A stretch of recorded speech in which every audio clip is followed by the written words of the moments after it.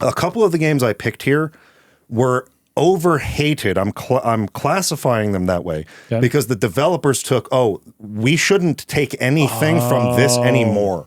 We should reinvent it or do something totally different and abandon that. Well, let's call that the vagrant story effect. Yeah. Right? Where it's like you took the wrong lesson from this because the hate was so overwhelming. Maybe this is the problem with people jumping on a bandwagon. It seems harmless to just like shout into the internet void and to just like hop on the bandwagons of hate that, are often promoted to you on our, social media algorithms. But it's a whole nother thing when you realize that, like, wait a second, the game developers are reading this stuff. And like, did you really even play the game, let alone like hate it that much? Like, really?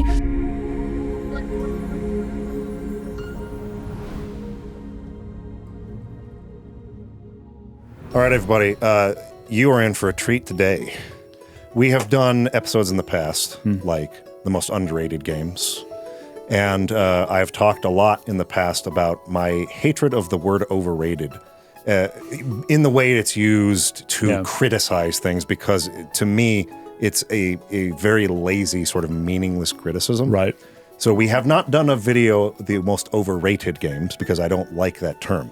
But today we're doing the most overhated games. Overhated, very close. One letter difference. Thing. Yes. Different thing.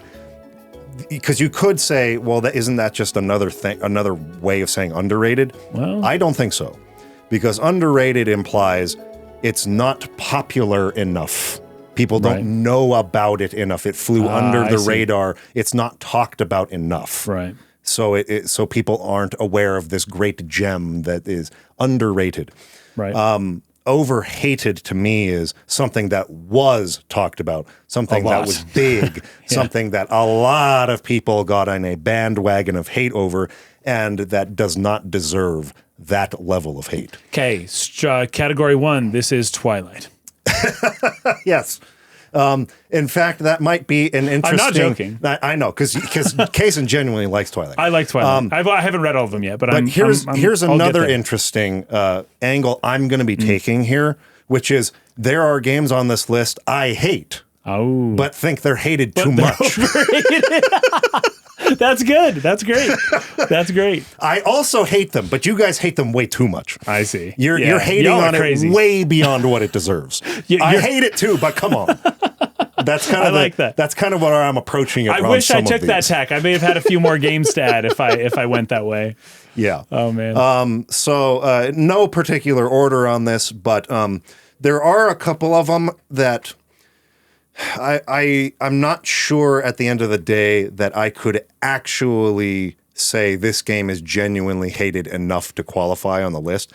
So I'll just go ahead and mention those really quick. Donkey Kong 64 was one I thought about. Okay. But I feel like that was so almost universally praised when it came out. At the time, yeah. And I loved it, and other kids that were playing it at the time loved it. I loved it, but I didn't have it. Yeah, I feel played like it at your house. I feel like it's only retrospectively, after decades of like advancement in game design, that people are going back to it and criticizing things like all its backtracking, and you have to switch the Kongs, and only this color of banana can be collected with this Kong, and so you can't get it. Oh, yeah. And so there are mods for the game that exist where you can just like change Kongs on the fly that like fix that problem of the annoying backtracking and padding people criticize it for. Yeah.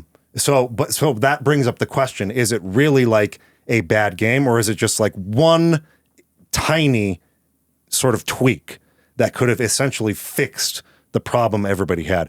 But I was reading an article of somebody who was saying this game was responsible for the death of that really popular 3D platformer type game that only really Super Mario, maybe now Astro Bot, have sort of like actually succeeded. And you don't see that type of game made that much anymore.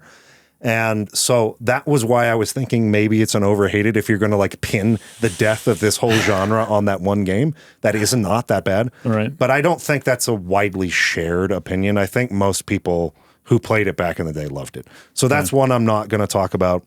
And Splinter Cell Conviction was another one I was considering, which was a reinvention of the gameplay style of Splinter Cell.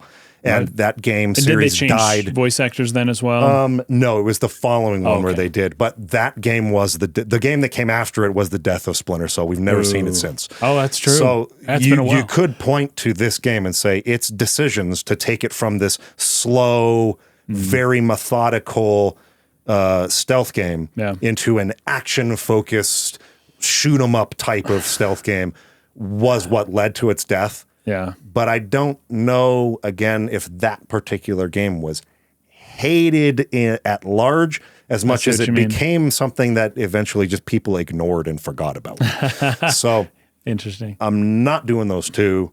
We're going to do some other ones instead. I had a few myself. I had often the first game that comes to my mind when I think of overhated is Wind Waker, just because at the time it came out, there was a lot of negative, and this is when console wars was at its peak, right? When it was like, my system's better than yours. Oh yeah, well mine has this and this and the graphics and the gigahertz and the gigaflops, mega teraflops, whatever it is, and like just trying to spec everybody. And it's like, well, the GameCube's more powerful, but the game discs are smaller. So there was like, what do you prefer in a game, basically? If we were mature, we would have said, oh, you have different preferences. Interesting. But instead, we were children. So it was, you suck, I hate you. And I'm going to insult your mother and throw jelly on your face. But Wind Waker it didn't give me ammo to use against my Sony friends. Yeah. It instead delivered to me the exact thing that they told me Nintendo was only good for, which is kid stuff. Yeah. And I hated it. I hated them for it. And I was so upset because of that cool Zelda demo at the Game Convention 2000 or whatever, that I was like, oh, you just wait till Zelda comes out and you'll see, you'll wish you had a GameCube then. And so the hate from all the PS2 people after Wind Waker came out was so much in my mind, probably just me. I'm probably making up a lot of the hate. But I really think people have come around on that game in the last 25 years. And so I don't think Wind Waker is anything like overhated anymore. Yeah. But at the time it came out, it did receive a lot of hate and criticism. Yeah. And so were we making this video 25 years ago? That's an overhated game. In 2026, not so much. So it didn't really quite make the list for me. But I still wanted to bring it up. Yeah. And then there's Jet Force Gemini. Yeah. Which is a game that came out around the time when it's pre-Halo. It's around the time of like GoldenEye.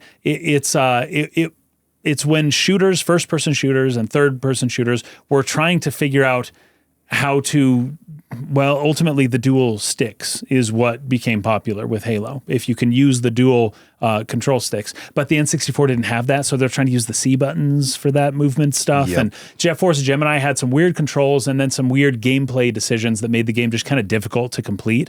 But I don't know how completely hated it really was at the time, and I don't think it sold all that well. And so, like, I don't think there's another Jet Force Gemini. Is there? No, I don't think so. So it really was just kind of forgotten about, kind of that Splinter Cell thing you were talking about. It really just kind of went away. But I liked the game a lot. I did too. And so, to me, it was overhated at its time. So those are my two. Zelda was an interesting series to evaluate for this list. Yeah. Because if you are a terminally online gamer, I think you get, and I'm not saying that as like a diss on you guys. I am that too. But I think you get a warped sense of like how much something is or isn't controversial because in the circle that you exist in, which feels bigger than it actually is in like the real scale of how many people are buying and playing these games. Right. Yeah. It seems like, oh my gosh, everyone's like dunking on this thing and hating it. Yeah. But that's just like one small slice of even the social media site that you're on that has many more communities that talk about that thing, or on YouTube even, or whatever. And then that is just such a small slice of the number of people who actually played the game and never get online to discuss their opinions on it. They just liked it and they put it away and moved on with their lives.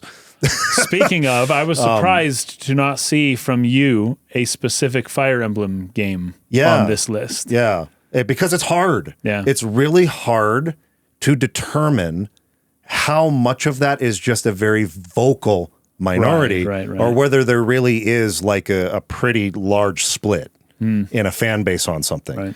Right. With Zelda, like I was initially thinking, oh, maybe I'll talk about Twilight Princess because I see all the time people talk about how much they hate the art style of Twilight Princess. Yeah, now, I think nowadays, yeah. And I'm like, that was the best one. like it's almost like I want to just do a whole video on the idea of art serving again the game's theme and its purpose and what it's going for versus art that just appeals to you, guy who likes colors in your game. and this idea that everything was brown and, you know, like desaturated and edgy in the 2000s. We don't like that anymore. Our pendulum has swung the other way. We like colors now. And we're right. And I hate that.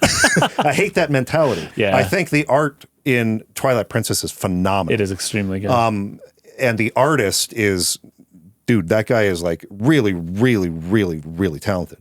But when I boiled it down, it was like, I don't think Twilight Princess is like overwhelmingly hated or something. And that may be true for all Zelda games outside of maybe Zelda 2 or something. Oh, there you go. But see, I've never actually really played that one. I ended up selecting Skyward Sword anyways. Ooh, interesting. Because this is one that I feel like it may still be a vocal minority, but that vocal minority is genuinely, I feel, larger than normal for Zelda games. The new one, Breath of the Wild, Tears of the Kingdom. Tears of the Kingdom is kind of feeling that way now too. There's been many, many videos criticizing that. Yep. And so like that might have been a good candidate to sit right along Skyward Sword. But I really liked Skyward Sword. I remember it came out, I was working at GameStop at the time, and back then they used to still do the midnight releases of games. And in the month of November, you had 3 freaking powerhouse titles come out in 2011. I remember this. You had Skyward Sword, Skyrim, and Dark Souls all came out in the same month. That's crazy. It was a wild time for midnight releases and just like games that were from big franchises or that would become really popular. Skyward Sword ended up being probably the least influential of those 3 on like the wider gaming audience. Breath of the Wild ended up being more of that for Zelda after this. But I just remember feeling like, dude, I loved all 3 of these games, and it was just like a great month to be working at GameStop and, you know, be involved in like events and people coming in and like sharing in the excitement of these new games coming out. But the motion controls, I mean, they had motion controls in the Wii version of Twilight Princess as well. But there was also the GameCube version if you wanted to rather play it without motion controls. But in this case, it was like, this is your only way of playing the game, which is funny because now they've remastered it on the Switch and you can play it with a traditional control scheme. It's like all of a sudden people's like opinions on Skyward Sword are kind of like shifting. Again, this idea of maybe it's not the underlying design. Maybe it's not that. Maybe it's just that I was frustrated because I couldn't I didn't get into this thing. Have you played it on the Switch yet? I have. Okay, how does it feel? I'm going to be totally honest with you. I was trying to play it traditional control style, and I just wanted to take those things off and go back to this. That's how that game feels. I like the motion controls of Skyward Sword. I'm sorry. I do too. And to that point, the frustrating part was just that the Wii motion controls weren't as good as the Switches. That's true. Yeah. I think that's very true. You had to recalibrate a lot, and I think there was I was very into the Wii, so. I had a lot of Wii games. I played a lot of Wii games. You get a feel for that controller and like what movements will work and which will not work. Right, because sometimes you put your hand back to do an overslice, but it makes him slice upwards. And you're like, no, I was just... Yes. And it's like, no, you got to do that slowly and then come fast down, and then he does it. People like to do really violent movements with this controller. It's like you get that thing and you're like, wow, wow, as if like I'm going to do this big swing. Because you're trying to imitate the player. That's what. Sorry, the character. That's what Link is doing. Yeah. So you're trying to be like Link. Yeah.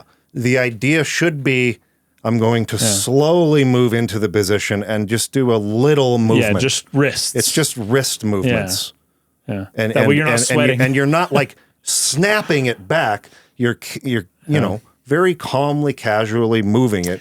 And then doing your quick movements, but they're just these snaps. It doesn't have to be these big, you don't have to like wear yourself out in 5 minutes. Easier said than done for some games when you're in a tense situation. Like there was a lot of people who reviewed the game and talked about, I could never do the thing I wanted to do. I could never have Link slash in the direction I wanted or consistently do the spin attack or whatever.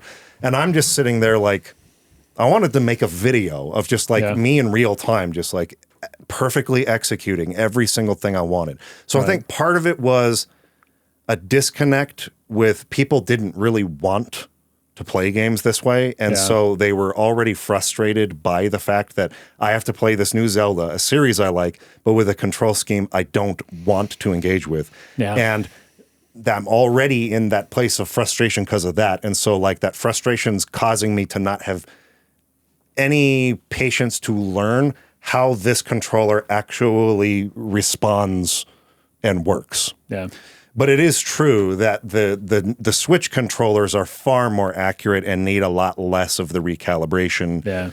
And there's no wire connecting them, you know? It's better, but for people who just really aren't into that, you can play it on a traditional control style, and the stick becomes kind of your directional swings, the second stick. So I think that was a big part of it. But FFVIIR, or FFVIIR, I guess, however you pronounce that, was the other really big critique. And that she would essentially give you hints too much. And break the fourth wall a lot. It's like you're trying to figure out how to do the dungeon or whatever.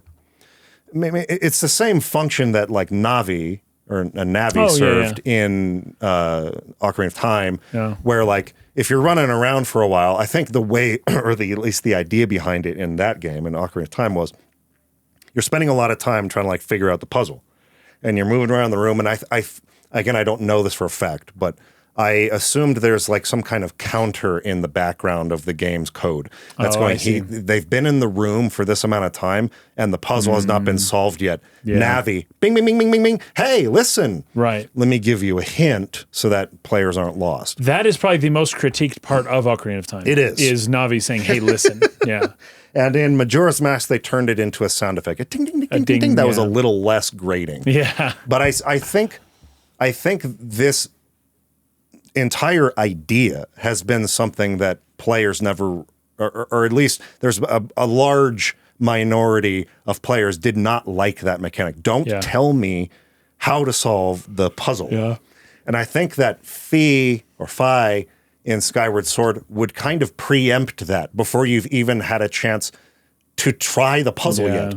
You walk into the room and you haven't had a chance to like really like get a gauge for like what's in here yet. And FFVIIR's already like, hey, have you tried this? That yellow box looks interesting. By the way, your batteries are low because they're always low. So like, you know, I'm not going to like sit here and defend that necessarily. Like if that was something that's really drove you crazy. I think that's a legitimate criticism. And that's also something I don't want to do in this episode. I don't want to like, the purpose of this is not to convince you guys that you were wrong for like critiquing the things that deserve to be critiqued, as much as you reevaluate like the level of anger. Because I think that there is a bandwagon effect. This will be very true when I talk about Final Fantasy 13 in a minute, where there's a meme that's made. And all of a sudden, the entire game is defined by that meme. Final Fantasy 13, I remember that, Everyone now says, oh, the hallway game, right? Because like hallway that simulator became the meme that everyone associated with that game.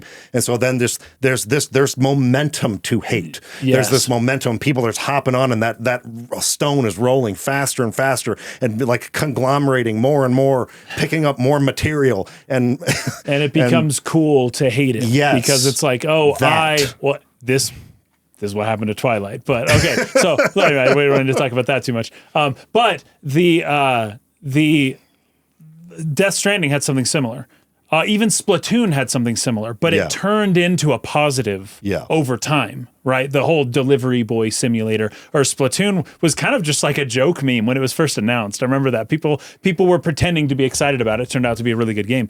With Final Fantasy 13, it became like a mark of sophistication to be like, ooh, I like more a diversity of movement in my games, so I don't like Final Fantasy 13. It was a way to kind of like lord your preferences over all the dumb normies who are who like to just walk straight and go down a hallway for their video games instead. And that's what I don't like it when that happens. It becomes like a cheap way to like own the normies or something like that. Yeah. Yeah. So anyway, there's a momentum. There's like a movement that begins to like attract. It's like gravitational, and it's like bringing stuff into it to where I think it becomes way over the top. Oh, and that's where the overhated comes in. Yes, that's where it becomes overhated. It's just too much. The gravity. That I'm not saying that Skyward Sword doesn't have problems, right? Or that there aren't valid or legitimate reasons for being like, I'm not a fan of this flavor of Zelda game, right?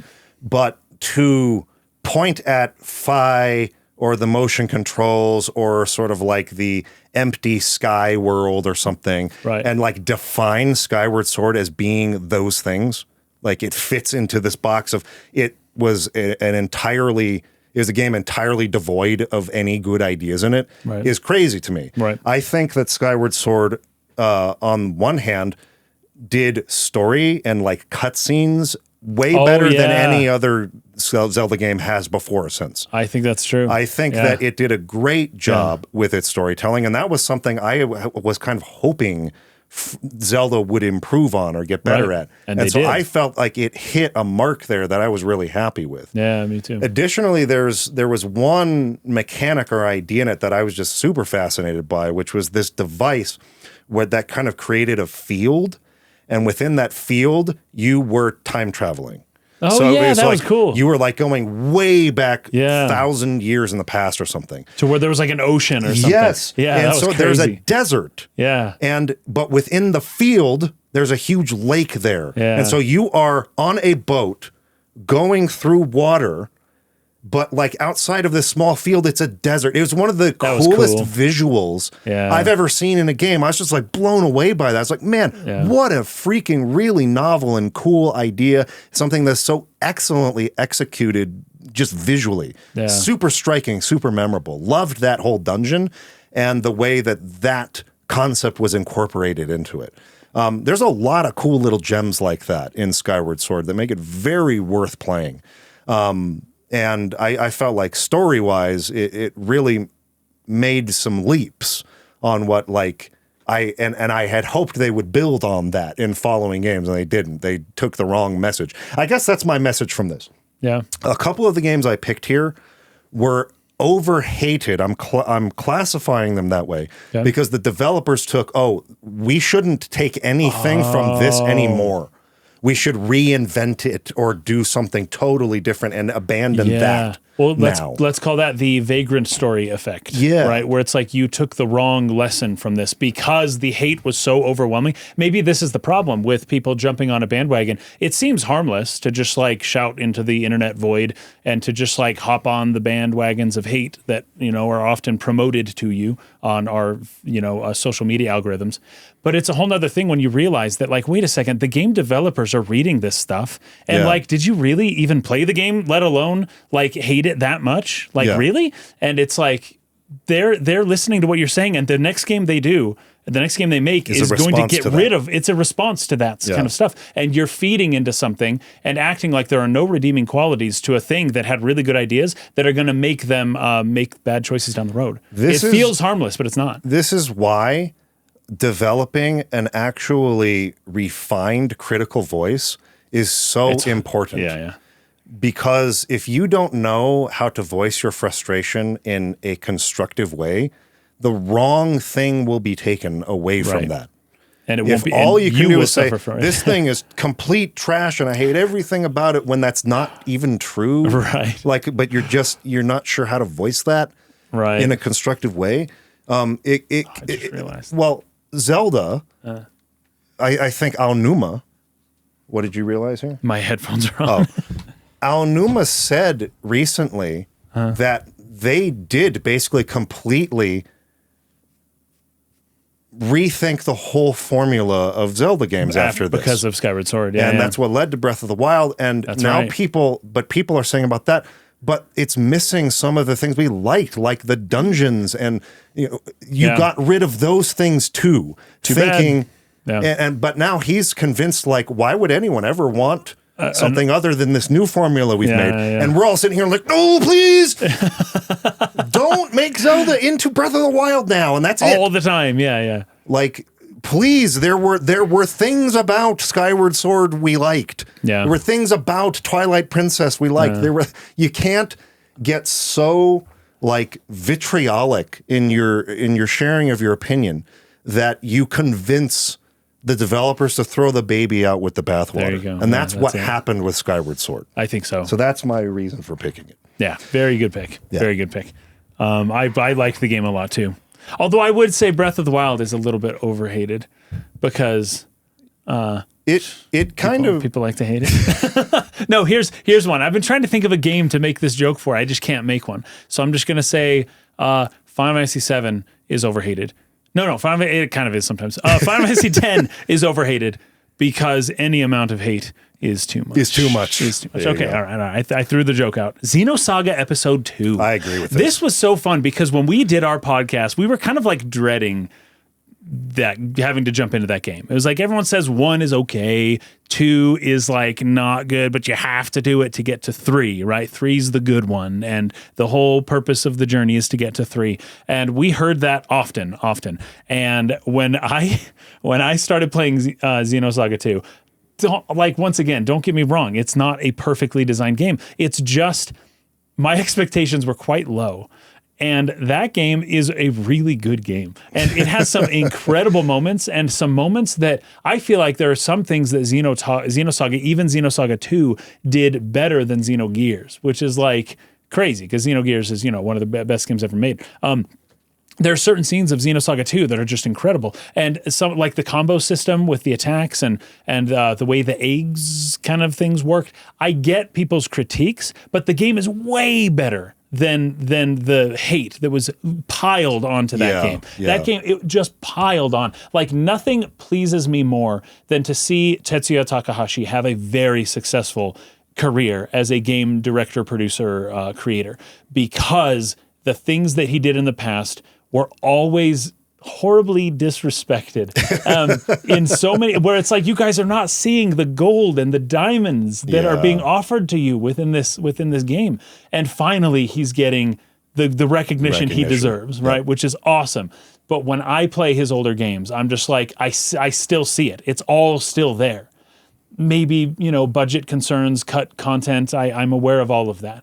But given what he had to work with and the deadlines that he had to work with, those games are really good. Xenosaga 2 is amazing, actually. Yeah, I remember when we were getting ready to cover this, all I heard was about how you got to get through this one. I was nervous to play it. To get to Xenosaga 3. This one's bad. I mean, it's legitimately terrible.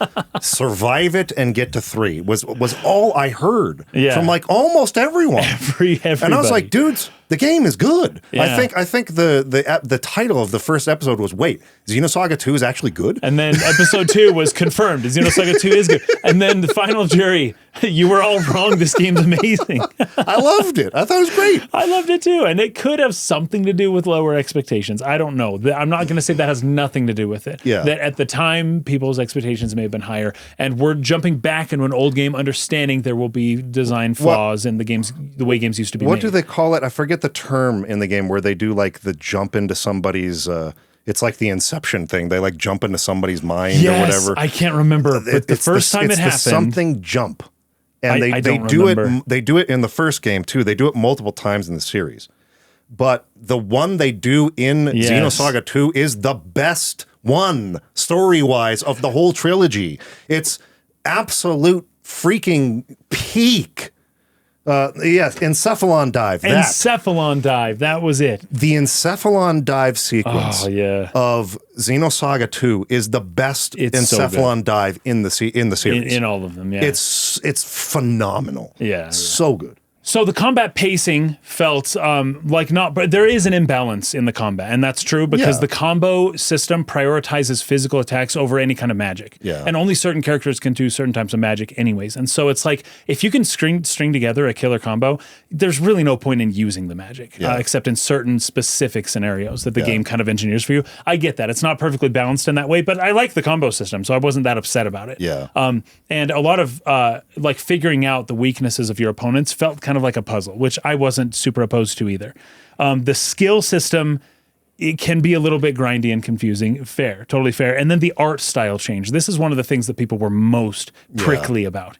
Is like they changed the art style because Xenosaga Episode 1 had more of like the tall, big eyes of anime. It's mostly just the eyes, but the eyes are important. I'm not, Then the eyes are a lot smaller, and I don't want to say realistic because it's not realistic. It's not realistic. It's more proportionally accurate. The weird thing is like only the female and young like child characters are actually affected by this change. All of like the adult male characters look exactly the freaking same. That's totally true. That's what Alan. You're right. Alan doesn't look any different. The only one who looks like a completely different human being is Xiii. Is the main character? Yeah. Yeah.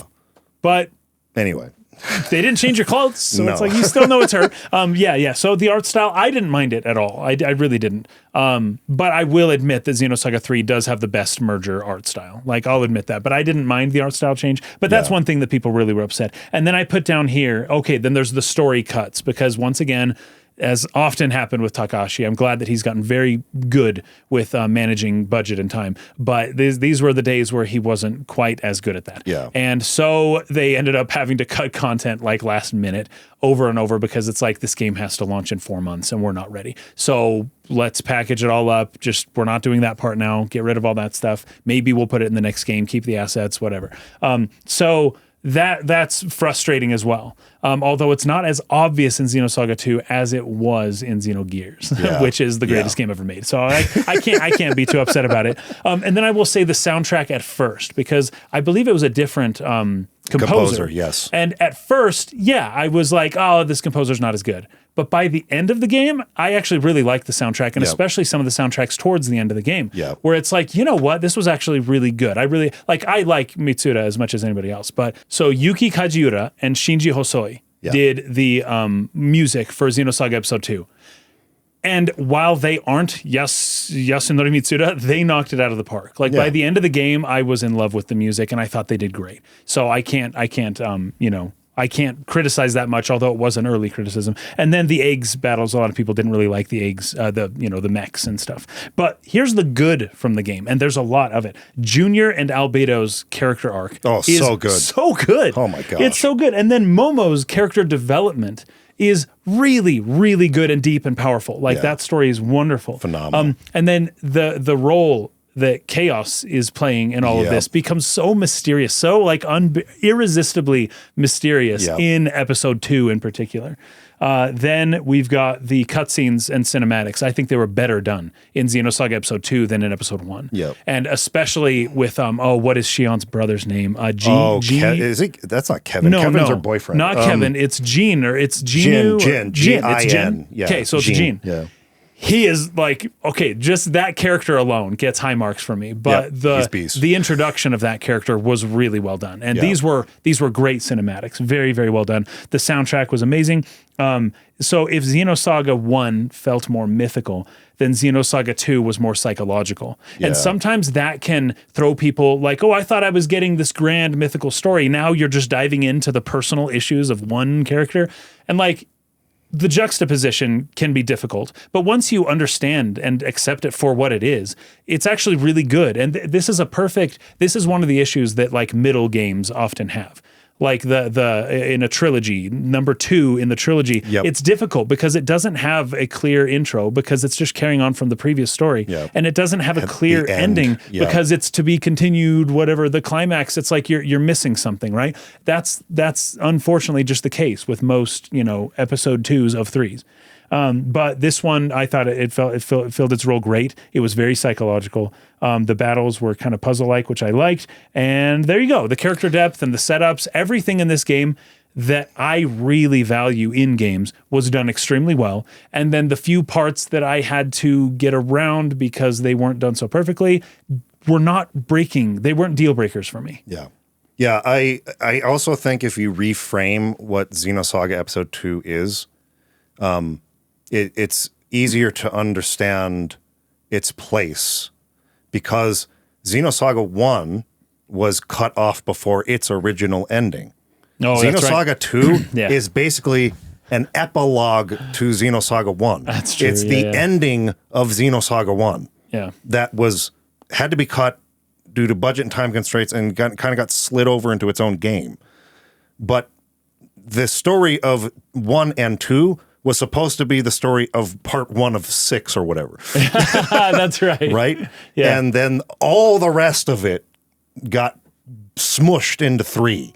Yeah. So but Xenosaga 2, like you're saying, it doesn't feel like as grand in scope because it was supposed to be the end of this other one that came before it. And so it kind of is awkwardly cut up or divided in terms of the story. But it gets more psychological, like you're saying. It's more of like a completion of the arcs of some of those characters that were started. So anyways, it's just an unfortunate sort of division, and it was too ambitious for its own good in the first place. Right. But the content in Xenosaga 2 is freaking excellent, and I had no idea what you guys were talking about when I was playing it. I was like, dudes, this game's great. I don't fetch you guys. I don't know what you're talking about. And there is a DS version that combines 1 and 2 into a single game. Yes. It's only in Japanese. I have not played it yet. Yes. But I would imagine that would give you a more suitable character arc and that people maybe would like to better in that form. Yeah, exactly. That's so my guess. Anyways, that's a great pick. I totally agree with that 100%. I already teased Final Fantasy 13, so I might as well go into that one next. Guys, I don't like this game.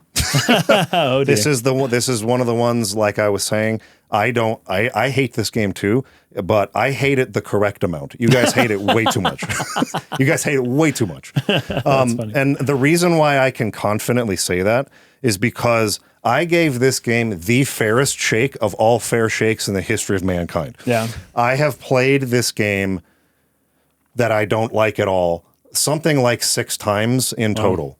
I did a series on the channel almost a decade ago at this point where I was like, okay, I was getting prepped to do my Final Fantasy 13 retrospective review. And I was like, okay, I want to really understand this game. I want to, from all angles, I don't want to miss anything here. I don't want to make my video and people be like, hey, you don't even understand how it works. Right. You just hate it. And so like you didn't give it like a thorough investigation in terms of like really trying to understand the mechanics and how they work. And your criticisms don't apply because you don't get the game. I was very determined to not have that happen. Okay. So I did a 7-episode back and forth series where I invited the audience to write me and give me their perspectives from those who love the game. And I got responses from all kinds of people. Speedrunners who like really deeply understand how the battle mechanics worked in order to get through the game fast. There was a guy who wrote me like a 100 and something page dissertation on like a breakdown of like all the ways in which this game is great. And I read that. I read that more than once. I dug into all of its lore. I completed the game 100% and like learned how to beat all the super bosses and like all this. I like deeply, like hundreds of hours I spent on this game to like truly understand it. Yeah. So I gave it a very, very, very, very fair shake. I still came out not liking the game, but realizing where those who like it were coming from in terms of their frustration about this meme that has now defined the game in popular consciousness that is not correct. This idea, because there was a video that was made by, I think it was a Jontron, who was really, really big at the time.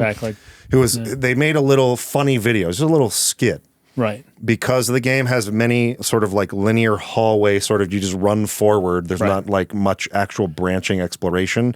Right. And the fact that in the combat you can do something called auto battle, which will just like it'll just choose the attack.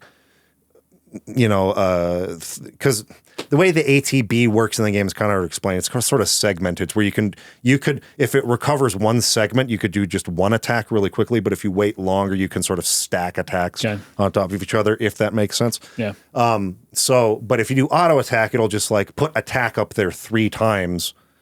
And it just like, so it's like you're just pressing X and running forward. So the idea in their video was, wait a minute, try to go left. He's like, huh? And he like tries, and it's just running forward. Try to go right. And he's like still just running forward. Come back towards the camera, like do something else. He's like, play the game. I thought I was playing the game, John. I thought I was. The game's playing itself, John. It's a funny video, right? I love the video. I'm not like blaming the video or anything. It's not his fault. It's a funny critique. It's a critique of the game, but sometimes those critiques become memes that are taken in a very literal sense. Right. You cannot lose. The game plays itself. All you have to do is press X and win the game. I actually tested that hypothesis. Yeah. I just ran forward and pressed X until I died, and I didn't make it out of the first chapter. Oh, really? You can't do that. That meme is overblown. It's not actually correct. You actually do have to use its paradigm system and switch and stuff like that. But it's true the game is very directed and linear, even in its character progression, the Crystarium, where you're just kind of moving and... But that's not that much different from Final Fantasy IV or Chrono Trigger, where you just gain the new abilities as you level up. Yeah. And they're all sort of stuck in sort of their particular classes or whatever. It's just, it all compounded on itself, and the meme kind of took over, and this idea that you don't play Final Fantasy 13, it plays you, kind of became what everyone perceived the game to be. Okay. And it isn't that. I think it does have some really interesting and deep battle mechanics. It just is designed in such a way to where it's this very slow ramp up of unlocking the different elements of that battle system until it opens up around, it's when you get to Pulse. So it's like the whole map opens up. But the idea is they wanted to slowly, through many, many chapters, layer game mechanics up until a certain point where they unleash you to go out and now you can play the whole thing. And it's probably true that it was too long. They took too long to get to that point. And how many people just stopped playing? Yeah. Thinking that's all the game like, was. Why on earth are you not opening up the full battle system to me yet? I've been playing Final Fantasy my whole life. Like, I don't need you to hold my hand like this for this long. Right. I think that's legitimate. But to then go all the way to say, you can literally just press X and beat the game and never have to think about anything is not correct. Yeah. There are branching paths. There are some areas in which you can explore a little bit and find, different components or equipment or whatever, the crafting system. There are ways in which it is still an RPG that you make choices and you make customizations and you choose your party. That's all there. And there are pretty cool systems there. It is not what the meme turned it into. And so as it hurts me as a Final Fantasy 13 hater to see people giving the haters a bad rap by being dishonest. Yeah. I don't want you to paint me as a being dishonest in my criticisms. That is funny. I don't want to be lumped with you guys. I'm a special hater of Final Fantasy 13. Anyways, I just think it's way overblown. I wonder if the critique for FF13, which was widespread, people who never even heard of the game heard about the linearity and the critiques for the game. I wonder if that was a part of the reason why Skyrim became so incredibly popular. Was exactly. Like, ooh, it's the anti-FF13, the anti-meme of what you thought FF13 was. Yeah. Yeah, that's funny. And FF13 has a great soundtrack and a lot of other really cool elements it's the best looking Final Fantasy. It looks great to this day. Yep. Yeah, very good stuff. I'm going to keep it in the Final Fantasy lane and throw it to Final Fantasy VIII. This is one that I have heard a ton of critiques for. Many from me before we did our podcast series on it, in which I think we both kind of learned to like the game a lot more. Yes, because I had played it before we did that podcast series. And yes, I came away from it liking it more and more. I think that might just be FF8. The more you play it or the more time goes, the better the game, is in the mind. That's been my experience at least. And so Final Fantasy VIII has a lot of lovers and a lot of haters, but it is because it is a game that focuses so heavily on the extremes of both ends that it has its detractors and supporters are on the extremes on both ends, because the game is very melodramatic, right? It doesn't choose this even. It commits. It finds a direction to go and it commits all the way. Yep. And the game is a roller coaster. I think I mentioned this a few weeks ago. It's a roller coaster of emotions. This game is, and it's very easy to just write it off and be like, "That's stupid." But it's the most extreme, crazy, wild, romantic thing that can possibly happen. And so just love it for what it is instead of being like, that's not realistic, which I get the desire for realism, and FF8 kind of maybe fell victim to its own art style in that sense, being the most realistic of the Final Fantasies up to this point. FF7, the FMVs looked great for its time, but still weren't even trying for serious realism. Final Fantasy VIII was gunning for more of a realistic look. But the story didn't lend itself to that look. Maybe there's an issue there. But for all that's worth, I mean, I like the look of the game and the story of the game. So it's I think it delivered on both sides. But maybe that's where a lot of the critiques came from, was the realism versus it's just a fantasy kind of conversations. But people really loved or hated the junction system. Yep. The drawing from the places and that's another great example of a mechanic that the game becomes known or memed on. Yes. That is totally misunderstood. Yeah. You do not have to draw endlessly. There are so many faster, more efficient ways to get the magic you need for junctioning. Than just farming transforming a items. You can take a potion or whatever kind of item and turn it into a whole bunch of magic draws. Yeah, that's right. Yeah. That's how you're supposed to do that. Yes. You're not supposed to sit there and grind drawing for 3 hours. Right? And there's a cap to how much you can draw too. But then also the leveling, the enemies level with you, that kind of system. That's one thing that I did hear from you back in the day. But it's there's ways around that, right? But then that kind of breaks the game, right? Yeah. So it's either like my situation, which is I can't help, if I know how to break a game, I can't help but break it. I can't enjoy playing the game knowing that I could be breaking it and be OP right away at the beginning. I can't help it. So I end up just taking advantage of that. That being said, it's still a good game even if you do that. Yeah. You're just running away from enemies more often and not really playing the game as much. So I understand the critique. It's just the game is really good, and if you choose to play it the way it's meant to be played, despite the fact that the enemies level up with you, it can be, I've never played it that way before, but I'm assuming it would be just like playing a normal game where enemies get harder the further you progress in the game, and you don't really realize that, the math of the game until later. Unfortunately, I played this game many, many years after it came out, and so I had heard all about this, and I was like, all right, let's start breaking the game, right from the very beginning. But one of the critiques, magic feels weak. Some people didn't like Squall's personality or the pacing of the romance because it just seemed to show up at random moments. That would be a critique I had before we actually analyzed it. It's not random. And the plot kind of gets hard to grasp, especially at the end. But that's all the Final Fantasies, in my opinion. Yeah. They all kind of deal with things that kind of stretch the mind at the very end of the game. And then the juvenile military school. People are really, these are our Navy SEALs, these 16, selfie, falling down the hill and then just smiling and standing up with her pigeon-toed feet and doing a peace sign. It's these are the special forces of the military. Okay, fine, whatever, But that's shonen anime stuff. That's it. That. There's a whole genre that is like that, and maybe you're not into it, whatever. But when I was 15, I wished I could be that cool. Yes. And so that's the point. The point isn't, is this realistic?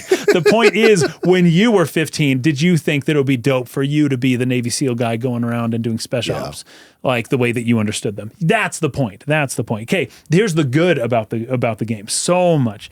The important characters have really good arcs, right? The Laguna intermissions, some people criticize the Laguna intermissions, but they're the best part of the game. The best. I think there should be a Laguna game. Final Fantasy VIII 2, and it's only Laguna. Laguna's Adventures or whatever. It would be so much fun. It would be so good. I loved Laguna and all of that. His whole arc is just wonderful. Squall and Renoa's relationship became a huge positive for me as I kept playing. The emotional payoff is like almost otherworldly. It is really, really well done. Squall's inner monologue, I loved being able to read his thoughts and all that. The music of Final Fantasy VIII. Phenomenal. Jeez, it might be the best one. I go back and forth every time. I do too. It might be the best one. It's always in my top 2 or 3 though. Yeah. No matter what. And then the FMVs, and not just the FMVs themselves, like other FF games.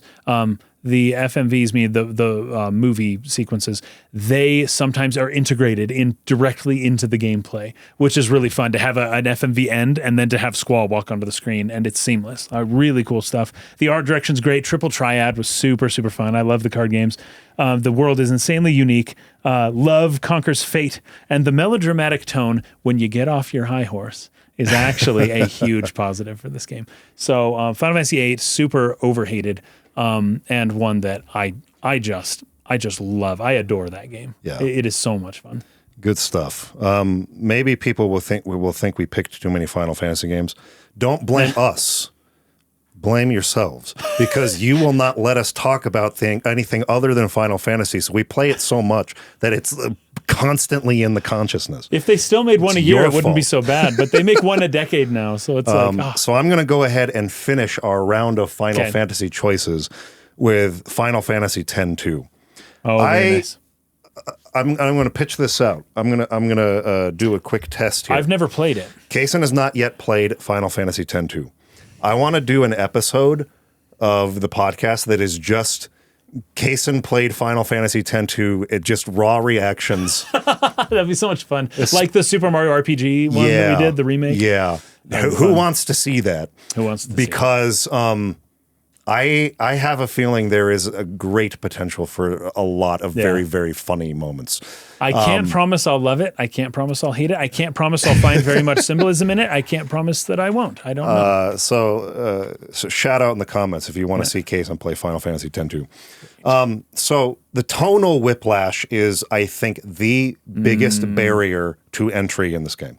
If you were a big Final Fantasy X fan, like you were, and you were getting all these rich tapestries of symbolism and deep, profound philosophy and just this great stuff to break down, and you're coming on the back of that experience into Final Fantasy X-2, which opens up on a pop concert. Yes, I have seen the opening. Like a J-pop concert.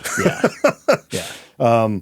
And if you were it's like K-pop demon. It's K-pop Demon Hunters. Pretty much. I just realized it really is, because they have to like save the world while. Yes. And then there's like problems at the concert, right? And then they got to make it on stage right at the right moment. The world was not ready yet for K-pop Demon Hunters. It is now. When we were in high school.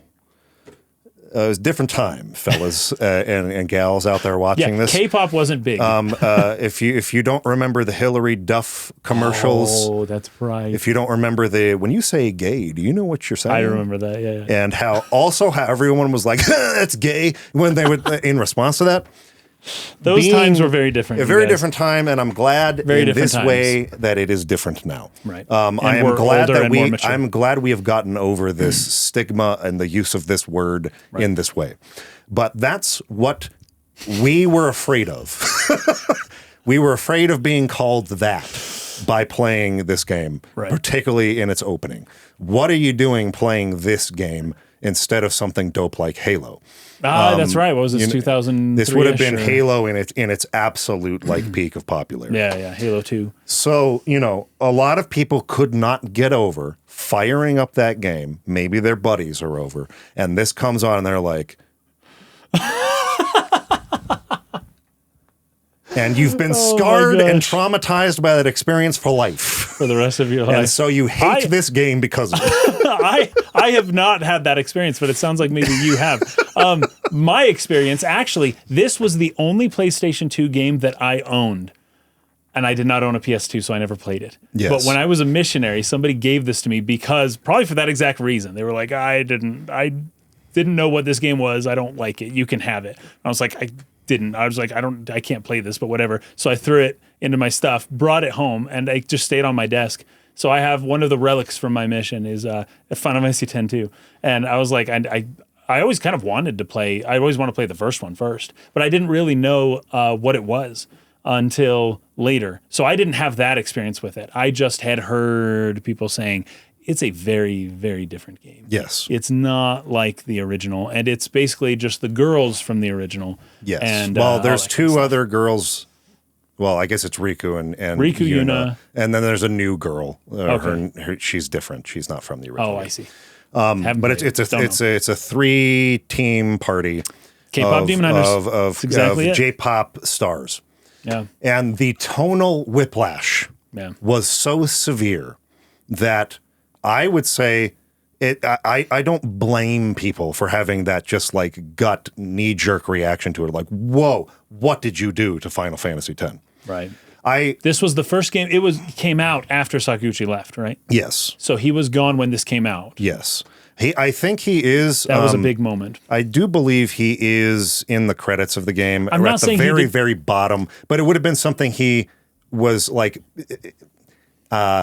He might have been involved in, like, in its very opening stages of development. Sure. And like as he's about to exit, kind of thing was like. So they have to throw his name in there for that reason. It's because he did work on it, and you can't not credit somebody. You can't not credit. But it's the first game that came out after the news. I'm not talking about what he did or whether he loved it or hated it or greenlit it or didn't. It's the first game that came out after the news and the rumor had spread around all the circles that the creator of Final Fantasy just got fired from his own company. Yeah. Right. And then this game comes out and it's like not talking about what actually happened, just talking about the way it was received. The perception. Yeah. That's bad. That's bad PR. And I'm not saying it's a bad game. I'm saying that is unfortunate that it happened this way. Yes. Because he would have still been with the company otherwise when this game came out. Yes. So that did irreparable harm to a lot of people who just immediately peaced out. Yeah. I admit I immediately peaced out at the time. Like, I didn't actually play the game for real until we were doing this channel. It might have been like 2020 or around that time where I was doing a lot of streaming and things like that, where I played through the whole game. And I actually really like Final Fantasy X too. Really? I don't like the tone. I don't like how... Again, the tonal whiplash is a legitimate critique of the game. Okay. It's like you went from something that felt like this and had this kind of weight and gravitas to it to something that feels so goofy and silly and like just so much less important in comparison that it's kind of hard to gel with it. But the underlying ideas, which is almost always my critique of this specific team in Square Enix and the way that they design games. I almost always love the ideas behind their games. I see. Final Fantasy, I didn't mention that when I was talking about FF13. I love the ideas behind its world, and I love the ideas behind many of it, or much of it. It's just, its execution is counter to my personal tastes a lot of times. So that's some friction that I feel when I play it. But it's like if you break the system down and you take its window dressing off, right? Like the dress spheres. They call it dress sphere. So you're changing dresses, you're changing clothes. And that changes your class. It's essentially just a class-changing system. Oh, I see. And the way that it functions without the window dressing is freaking awesome. Yeah. I don't know why they haven't done exactly the same thing in another game. They're kind of doing it with the new Final Fantasy VII Revelation coming out. Oh, okay. They're calling them fits in that game, right. which is a class-changing system where you change your uniform and changes your class. But anyway... something similar to that. He doesn't have to be through clothing. I'm just saying, like, some function, you give it some different window dressing, a different coat of paint. But it functions the same way, is an awesome class-changing system. Possibly the best one in the series. That sounds like that's a metaphor for just the whole game. That there's good stuff under here, but it's under a difficult to access veneer for fans of the original game. Yes. Right? That's basically exactly what it is. Yeah. And then the battle system is, I think, the best Final Fantasy battle system that has ever been made. I've heard you say this before years. You've been saying that for years. Yeah. That's the thing that I'm most anxious to. It's great. Yeah. It is the absolute peak of ATB turn-based combat. It's phenomenal. How about this? It's so fast-paced because they were so preoccupied with like speeding up the excitement or like the action of combat. Yeah. And this was the answer to having command or turn-based ATB combat that felt fast and exciting. You did not need to make it a character action game like Final Fantasy 16. You did not need to do whatever they did in all of these other iterations, Final Fantasy 15. You didn't have to do any of that. You discovered it. You figured out how to make turn-based combat fast and exciting with 10-2. It was perfect. That's crazy, because that goes back to what we were saying before about when you just blanket hate something, then they take the wrong ideas. Yeah. They take the wrong idea from the criticism. And is that more or less what happened? Did 10-2 sell well? Or? I don't think it did. I think it took a huge nosedive. And they said, let's change complete course they kept evolving it in this action direction. Yeah. And it was freaking great, dude. The combat was great. The dress sphere system was freaking great. I really enjoyed the gameplay. The story is what it is. And I think the idea behind it was you come into this world that is post a total oppressive theocracy. Right. The hippie level of just like open love and freedom is probably a correct That's probably accurate. observation of like what would happen in the society. Right. And then you have some people who are trying to like hang on to the remnants of the old world and they're so freaking pissed that it's all changing. Yeah. Like that was all, like the ideas for all of that were laid down. It's just done with this really girly pop star sort of like atmosphere feel vibe to it that a bunch of like 16-year-old teenage boys were immediately yucked by and just were like, I can't be seen playing that. I'm not gay. Like, you know what I mean? Wrong place, wrong time. But K-pop Demon Hunter now in like the society William now is like perfect storm for like that kind of thing to become like a huge, like hugely popular thing. So like I feel like if they did a remake of Final Fantasy X-2 now, like it would be way more beloved than it was in its time. People would think it's a ripoff of K-pop Demon Hunters is what they would think. But it's a great game. Final Fantasy X-2 sold exceptionally well in Japan, where it was the highest selling game of 2003. That is crazy. Yeah. That is crazy. Yeah. That is because it's just a different in the nations at the time, I guess. So to respond Japan to what has more of the pop, like the culture, the idol culture, and it's less weird for a grown man to like be a big supporter of like a teen girl group in Japan. That's not that's creepy. Not common here. We don't do that maybe here. It is, but like not the same. It's not the same at all. It's very different in Japan. FFVIIR is saying, didn't they re-release 10-2 recently? So I'll clarify what I meant. They did release 10 and 10-2 together as a remaster. I'm talking about like a fresh from the ground up remake of 10-2, right? More like almost like what FF7R is in comparison to FF7. More of that kind of like redo of FF10-2. I think like it could, catch on in a different way. Yeah, so just to clarify, that's what I meant. Anyways, Final Fantasy X-2, actually a freaking great game. Mechanically, like if you break down its systems and its pacing and like all kinds of stuff like that, actually really extremely fun game to play. And the ideas behind the story, I do believe are natural and natural follow-up. It's just that they're executed in a way that may not appeal to all of us grimdark, edgy teen edgelords. It's just because usually there's a process. It's like you got rid of the old school theocracy, but you went straight to like hyper modern decadent, like late civilization, like in just like what happened, you know? In like, it's just a year. Funny. Yeah, in like 1 year. Yeah. Very, very nice. My next one is actually a console. It's not a whole console. Actually, this is a good pick, though. I love this. Console. I was so shocked to find out that none of my other friends wanted a Virtual Boy or cared that I had one. I loved that system. I really loved the Virtual Boy. Which is so funny because you're not into VR like I am. Let me read you my notes. But you like Let me read you my notes. Here's the negatives on the Virtual Boy. Neck strain. Unless you're a young kid, then who cares about neck strain? Eye strain, unless you're a young kid who can sit in like 5 inches in front of the TV and playing video games.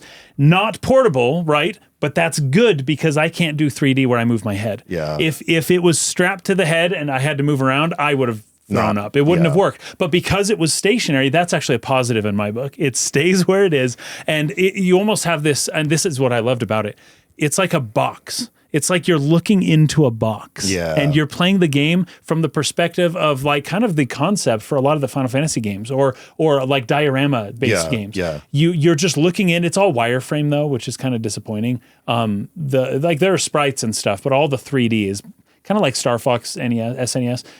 It's kind of, you're just getting these wireframe blocky, things. But it had the very first Mario Tennis. And I love Mario sports games. I really do. I like Mario Golf, and Mario Tennis is really fun. But this was the very first Mario Tennis game, and it was super fun. I played that all the time. I got really good at it. But I guess one of the difficulties with the Virtual Boy is there was no way to share it, even more so than the Game Boy. There's no way for anyone else to watch you play it. It is a very solo experience. Nobody can even look over your shoulder. At least with the Game Boy, somebody else could watch you play it. Like, this is such an isolated, just you alone experience. And the world really does look crazy when you get out of that red. When you move your eyes out of it, it's just like, oh my gosh, it is wild. But the Virtual Boy was amazing.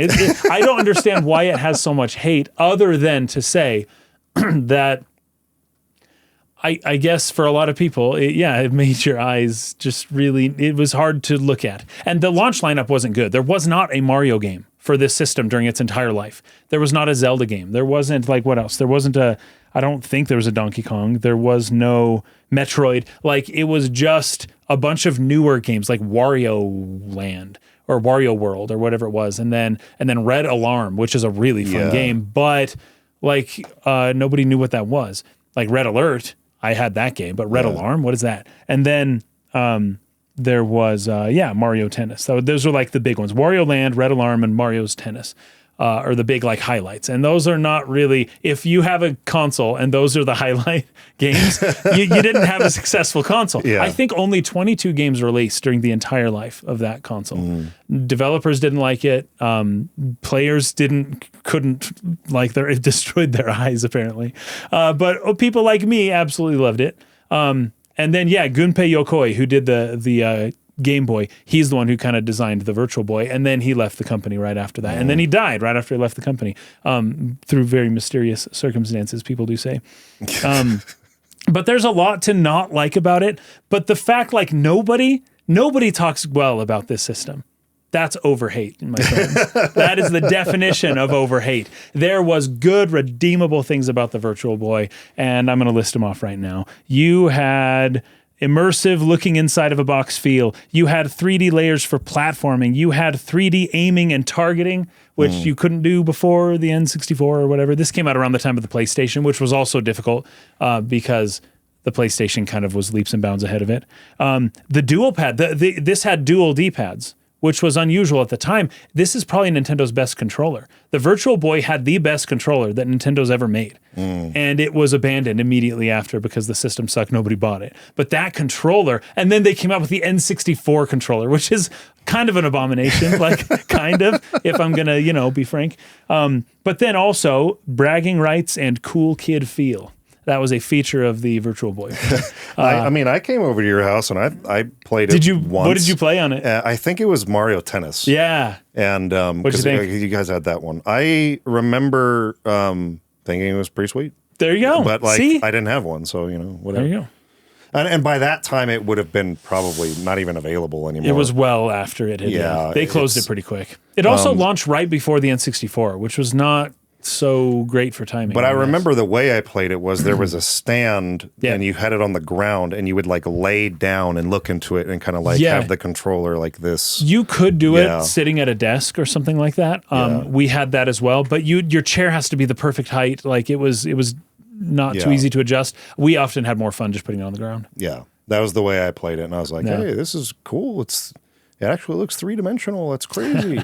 But I think what I didn't like about it was that it was just like red wireframe. Yeah. I didn't like that there weren't colors to it, or after the Game Boy Color, this was the Game Boy Color out by this time? I don't know. I think it was. It was. I think it was. Okay, I it was think like it came 95-ish. It came out. Oh no, it came out right before we moved to Arizona, which is where we met you guys. 98? Yeah, something like that. So maybe it was after.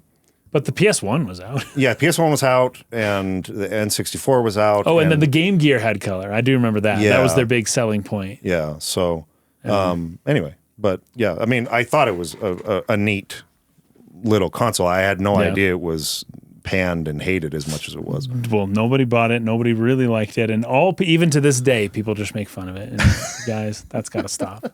That's got to stop. What a great system. Okay. I probably couldn't spare it now. I still have it, by the way. It's in a box. It's gonna be a part of our new podcast studio, guys. But I gotta break it out and see if I can bear to play it for even 30 seconds now at this point. I would be surprised if it still works. But as a kid, it's like your eyes can take a lot of abuse. A lot of abuse as a dude. kid. Holy so fetch. it's like wasn't a problem for me. Dude, I remember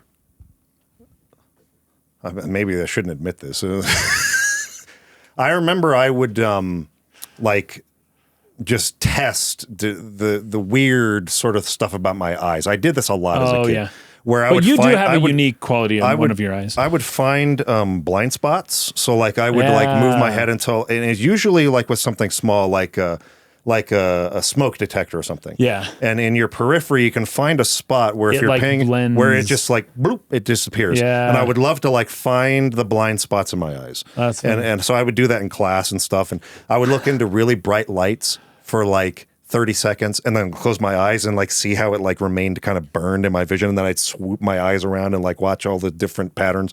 I did this with the sun. It was not a good idea, but I did it a few times. Anyways, I abused my eyes a lot as a kid. As a kid, your eyes can recover. As an adult, oh my gosh, no way. By the way, that's one of the ways that I remember a kanji is the concept of looking into a fire, seeing the sparks, closing your eyes, and whatever the spots that are on your mind. It's a kanji for like fortune telling fire. It's a kanji for the word spot or a dot, and it's fortune teller and then fire underneath it.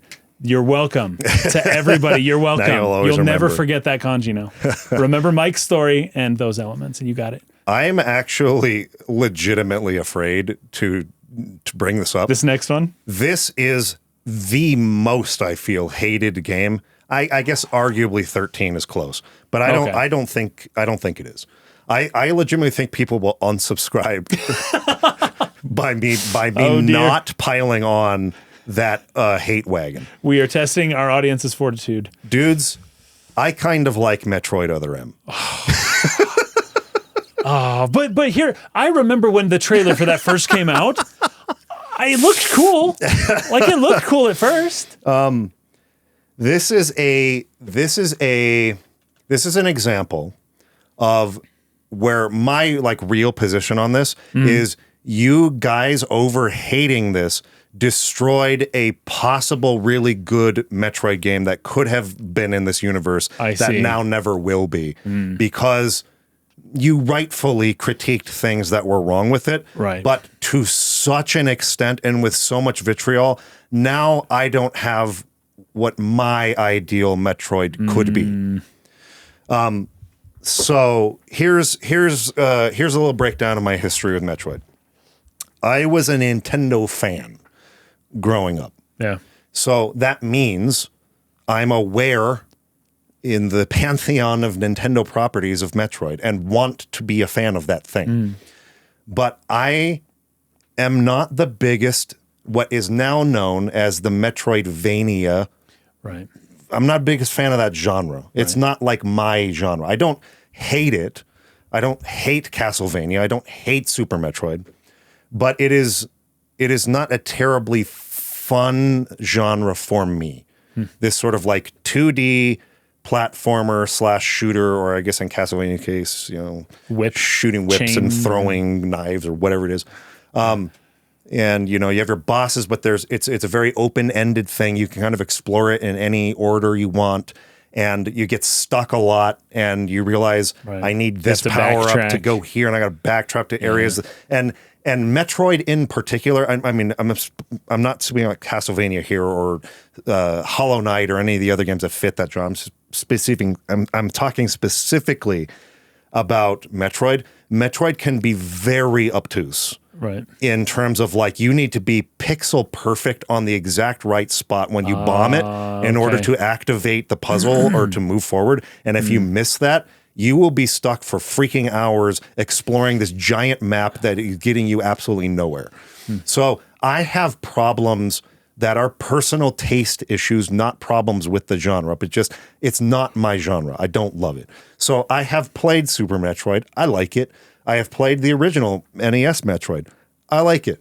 I have liked a little bit more the more directed ones, like Metroid Fusion, and Metroid Zero Mission, and stuff like that, where they're not quite as open. They do direct you a little bit more. Like, you need to go here next. You need to go here next.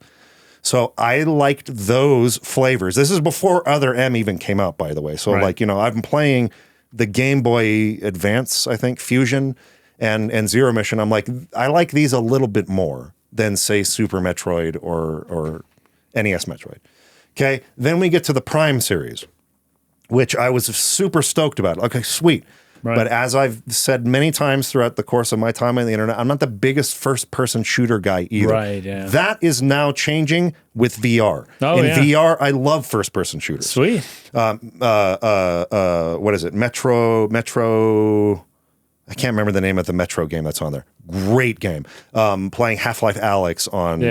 Dude, it's so much fun. And so I have a feeling that playing first-person games in VR will totally change my feeling on it. But there's something about using a stick to look around and aim that I've never really felt very comfortable with. And people are like, well, use mouse and keyboard. And the mouse is better, but I don't like the keyboard. I want the stick for moving, but I want the more precise. And that's why I like gyro aiming better than traditional controls. So anyway, I have personal taste as far as that goes. So I'm not the biggest like first-person shooter fan either. And it's more of a first-person adventure game, and it's very well designed. And I liked the scanning thing, and I enjoyed the game. It's good. I like it. It's not my favorite thing in the world. So when the idea of a third-person Metroid game that was 3D, it's not like side-scrolling, was pitched, I was like, there it is. That's a Metroid I can love. Where I can run around and dodge enemy attacks and do these cool finishing moves. And like, that's a Metroid I can get into. That's what I want. I want a third branch of Metroid to exist. We have our Metroid Dreads that are still in that traditional Metroidvania side-scrolling platformer kind of game. You have your Prime series that still exists. And this was something that kind of allowed you to go into first-person mode to aim very, very like specifically at things, but then come back out of it and dodge around and stuff. It's unfortunate that there were many, many very weird choices made. Particularly, the whole game was designed by flipping the Wii remote on its side and playing it like an NES controller. No idea why they decided I am insisting that we are doing that instead of using a stick, attaching, or at least making an option to attach the stick and use it as your way of moving around rather than the D-pad. That they couldn't. I mean, being on the Wii, you don't have twin stick, but having some sort of twin stick sort of option for aiming, because otherwise she was just kind of auto aiming at stuff. You don't have a way of like aiming in that control scheme.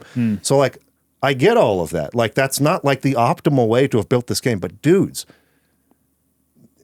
I really wish Metroid in this style of like 3D environment and fast-paced action and dodging it, almost like a team. Well, it's a Team Ninja game. Team Ninja made the game, but like Ninja Gaiden style bosses almost, right? I loved that. Yeah.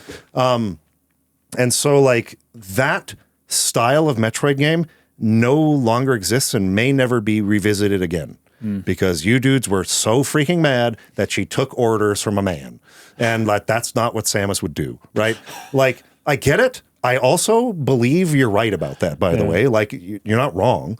But you got overly angry at that to the extent to where they just abandoned the whole idea of making a Metroid like this at all ever again. And I feel like we could have some really dope Metroid games kind of more in that style. And I would love to see that, and I never will because you guys hate the game too much. But I agree.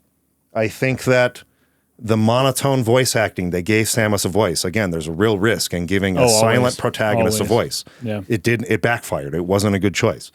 They made her a bit subservient. This is probably the pillar. Is that like the worst thing? I don't understand. Well, her direct comparison in terms of like film characters is like Ripley from Alien or something like that. She was great, but she wasn't like a man.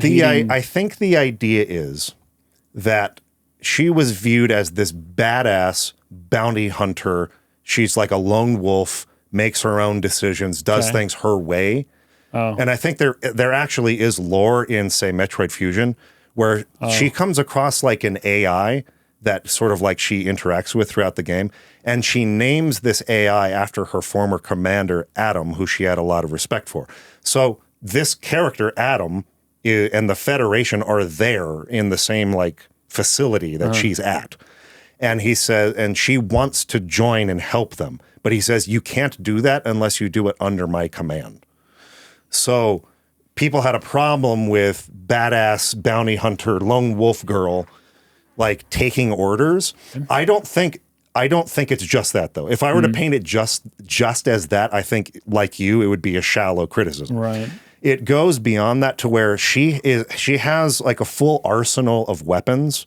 Typically in Metroid games, you have to like find them. You explore the map and you find those upgrades. Right, yes. Yeah, she has them from the start, but she is not given permission to use them. It's not until Adam says you can use that you're allowed to use it. That reminds me of Final Fantasy 12, by the way, but that's a whole different discussion. Okay, I understand that a little bit, especially if you're doing missions life and death. It's like, I use what I freaking want. Yes. Like I'm gonna not die. Thank you. I'm not gonna wait for you to tell me. So it's the same. That's a cheap justification for gameplay mechanics. Again, window dressing. Yeah. It's the same idea if you take that explanation for it away.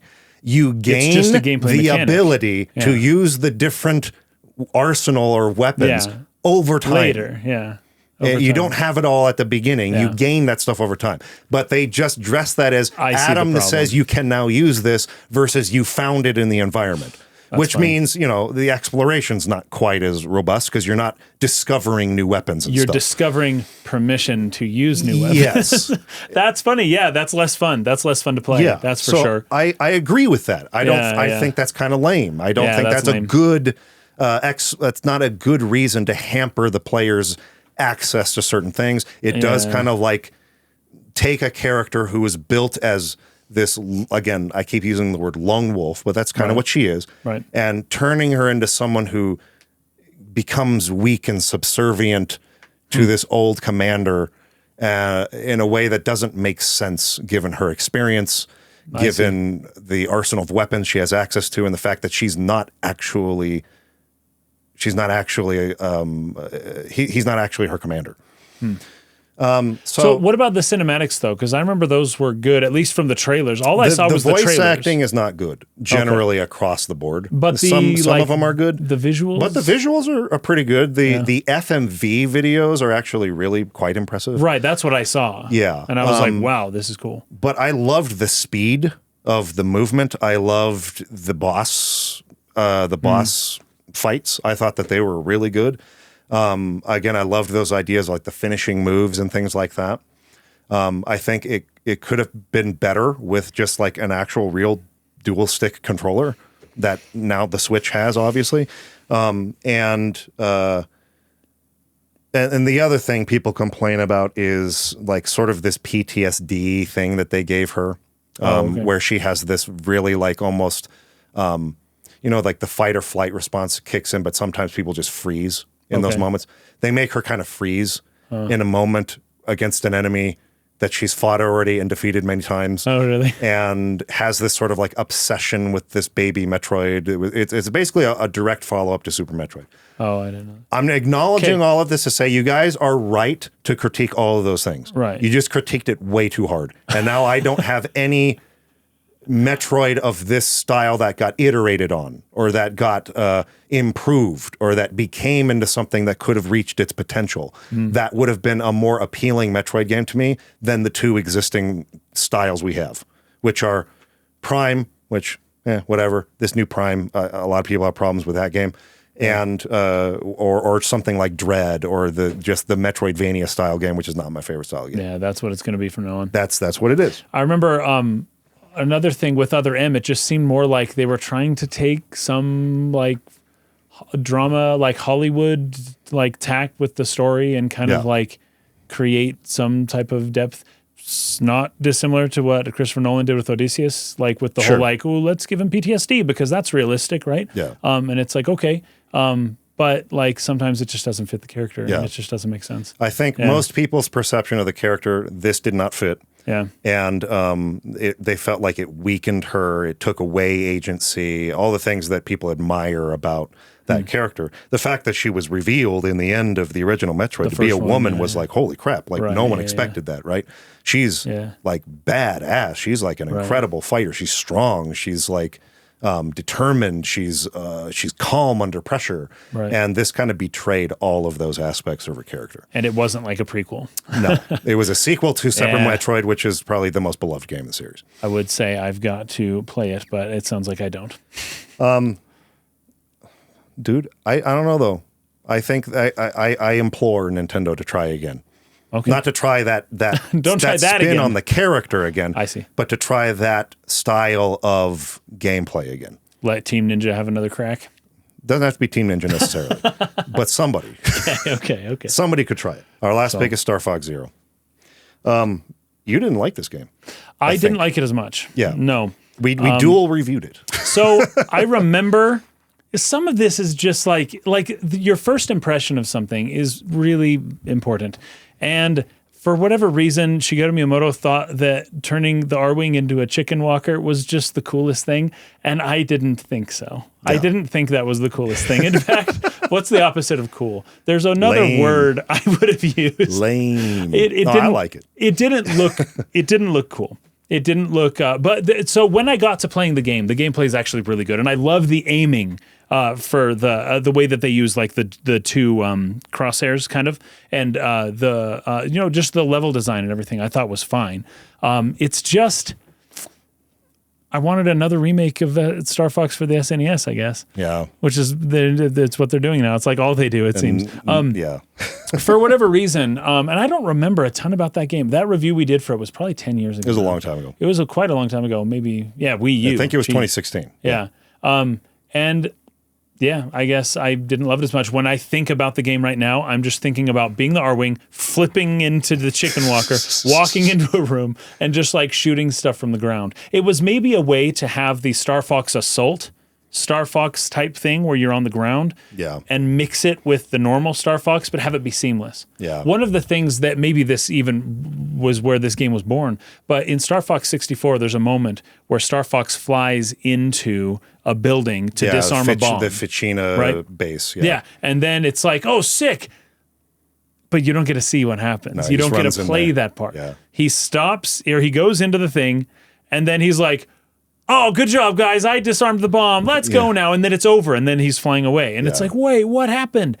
Show me the thing that happened. Well, this game is like, here's a way, because this happens many times in Star Fox Assault. You fly into a building and then flip into a chicken walker and start walking around and shooting things. It's almost like, this is kind of an explanation of what happened there. Yeah. But I just didn't like it as much. And I don't know, maybe I found all sorts of like story elements and other things to be lacking. They did have a lot of like different vehicle types in the game. They had that one that was like almost like a drone hovercraft thing. Oh yeah, where you're like that you have was that the little coolest. robot that you're like dragging around and like having activate different terminals and stuff. I do remember they that. did that a was fun. lot more than is typical for the series. Yeah, and yeah. Some people saw that as gimmicky. I wanted more Star Fox, and I got a lot more all the other stuff. Yeah. Also, I think the biggest barrier to entry with this one is its control scheme. It is just so different from what you like have your muscle memory like locked into with Star Fox controls. Yeah. Like, you know, I can pick up the new Star Fox 2026. Yeah. And it's basically, I don't have to think at all. I like the game, I am playing the game and I'm not thinking for 1 second about the button layout or anything. It's just like absolutely automatic. It's so smooth, so easy to get into it. That's typically what you want. You want your players to get through that like initial learning curve or not even have one, have it be as quick as possible so they feel like they have a handle on controlling their character. And Star Fox Zero might be one of the longest routes to getting to that point I've ever taken in an action type game like this. Yeah. I really struggled with it. Part of that is I played so much Star Fox as a kid that my brain was just, the neural pathways just wanted to go there. And so I cannot handle the fire button being up here instead of here. I can't handle that my bumpers aren't like spinning my ship like or that they're not tilting. Like this just feels so wrong on every level. On top of that, you have like a whole dual screen. We got to look away. That's right. From a shoot 'em up type game where there's like stuff flying at you. You have to look away from that to like aim at stuff and then back up and down. And it's just like, goodness gracious. Wasn't there a way to play it with the Pro Controller though? Yes, but you still it was like a 2-player thing, right? You'd have to basically set up 2-player. Oh, was that it? And one person would be the aiming guy with the pad, and then the other person was the flying guy. And so you would just like have to deal with, I'm just going to set the pad over there and like kind of fly my ship as if it's old school Star Fox. Yeah. But like you can't use the powered up lasers and stuff because the other guy is supposed to be shooting. I see. Anyways, I didn't hate the game, by the way. I thought I thought it was fine. It just was probably the worst Star Fox game that I played up to that point. It is unfortunate that Shigeru Miyamoto had like 3 projects he was trying to be really innovative on, and this Star Fox game was one of them. And they came up with a control scheme that I think a player with a whole run of the game's worth of experience will have reached a point where then their next run will be enjoyable. And it's just, that's too much to ask. It is, although that is very Star Fox, though, to have to play the game multiple times just to keep playing the same game over and over and over. Yeah. That is how all the other ones They felt forced to make you use the gamepad's aiming as part of the core game experience. It's like you have to accept that's what you have to do. If I want to shoot accurately, I need to use this for that. It's not going to feel as good looking at the TV. Some people not willing to get over that hump. Yeah. I pushed through it, and then on subsequent playthroughs, because Star Fox games, at least made in this style, are made for multiple playthroughs. Yeah, exactly. That's another reason why I feel why I feel it's forgivable. Yeah. Is because you are expected to play them over and over and find different routes. Right. And the game flow functions in such a way to where you should be in a pretty good flow state with the controls on that second playthrough. But some people might have been so frustrated by the first they didn't even give it a chance. Like, I just can't do that. Interesting. But by the time I got a handle on the controls, I actually felt the missions were really, really well designed. I thought some of the bosses were great, some of the best in the series. And there's just some really, really neat game design here that you don't discover if you don't get into that flow state with the game. And again, you might have given the wrong message. Because while Star Fox Zero is story-wise kind of a retelling of the Lilat Wars, okay, what they took from it was we're going to go back to exactly the same control scheme and just remake the one game that has ever been like a really, truly great success again. Again, yeah. And where they go from here, I'm not sure, but it seems like staying safe, keeping it safe, not willing to experiment, not willing to carry over the ideas that were good design-wise in Star Fox Zero is maybe something we will regret. I see. If that's not the running theme of my picks here, it's you're throwing out the baby with the bathwater because the game is overhated. I see. So the forced use of the Wii U controller sounds to me like one of the very few downsides of Nintendo being the creator of the console as well as the games. Yes. Because Shigeru Miyamoto's job isn't just to sell the game, it's to sell the console as well. And so he wasn't willing to forego some of the gimmicky console stuff that any other third-party developer would be like, we'll just drop that. We don't need to use it. Yeah. Right? So that's one of the few negatives. There's not many negatives to that, but that would be one of them. And then, hold on. And it's really unfortunate for the entire gaming industry when Nintendo stops innovating. Yeah. This is one of the things that we've been saying for a long time, for decades. You know, Nintendo is the innovation. They're the R&D arm of the entire gaming industry. They are the ones that take risks and are trying to be very experimental with how games are played. And when they start playing it safe, it's just not a good sign for the future of the industry as a whole, I think. So you got to reward the risks even when they aren't like perfect payoffs. Yep. Or at least, or if they're structure your criticism so that you're giving the right message. We don't like this part of it. Yeah. But guys, don't take that meaning we don't like this part of it. This part was dope. Keep iterating on that. I love that he kept the kanji for like Fox, or I can't remember what it was, but there was like some like even in the Western releases. Oh yeah. And when he announced it, he was like, it was super Japanese. I was like, yeah, good on you guys. Anyways, those are our picks. All right. For actually, David is bringing up Sin and Punishment. Sin and Punishment's a great great example of how to like do some really cool different designs with that genre. Oh yeah, that sort of pushes it a little bit more than Star Fox currently is doing because it's playing super safe. Sin and Punishment's great stuff though. Anyway, good call out to Sin and Punishment. That's our picks for the most overhated games. Tell me what your most overhated games are, guys. I'm going to say something that will shock you. What? And I'm going to. I saved this moment for the very end so that all the haters would not be here to hear it. I am bordering on coming around to the conclusion that Final Fantasy VII Remake and Rebirth are overhated. Oh, really? Well, I haven't played them, so I don't even know. You guys know I don't like these games. Yeah. They are overhated. Are they now? There's a huge surge recently, a whole new wave. Of hate? Of hate. Oh, I didn't know that. That has reached epic proportions. Well, I will say that the first remake, the first installment of Remake sold well.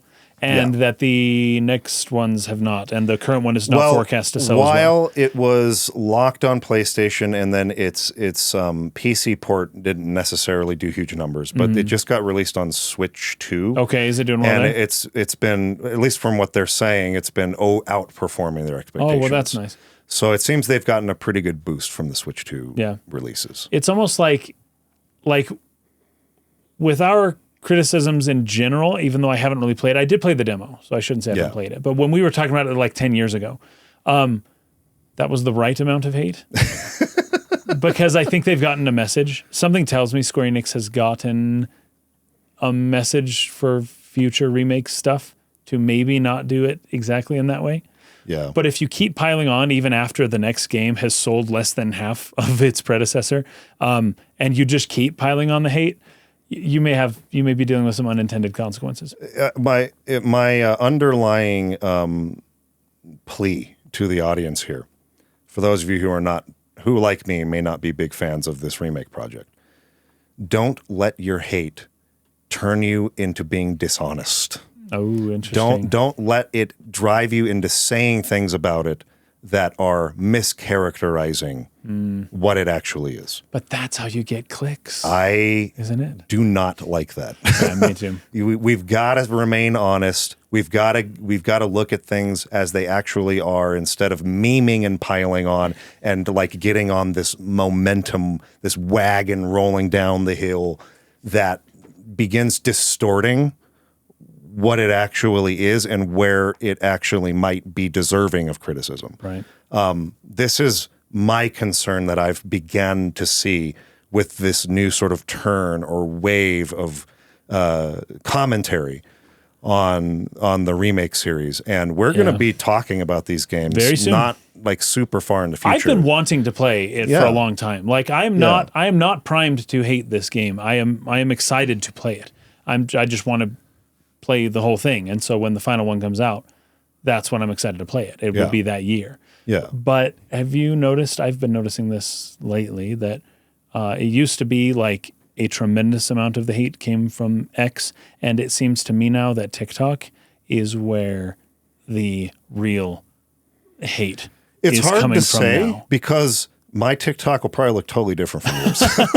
When I'm searching it purposefully, I am finding like when I'm, for instance, when I'm just looking for bad takes, generally speaking, hint, hint. I am finding a lot of material on TikTok, and I am not finding as much elsewhere in other other platforms. I would guess that a platform like TikTok would be rife for that kind of like lazy bad take to emerge.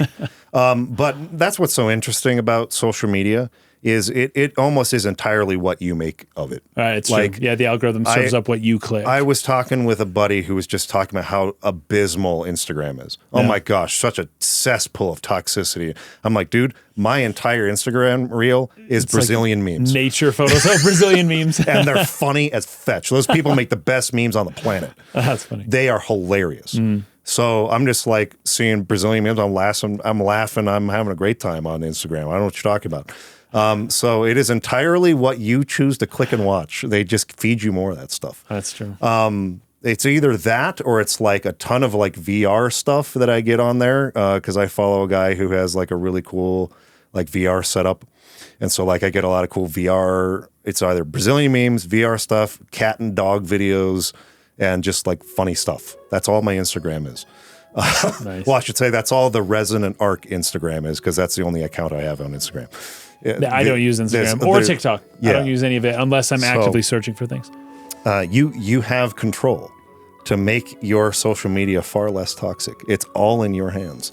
I challenge you to test that today. Click only on things that are not related to the toxic gaming stuff you usually see, and watch how quickly it becomes memes and cat videos and funny stuff. And isn't that just perfect? Anyway, we're going to go. Thanks for watching. See you next week. Peace out. Bye.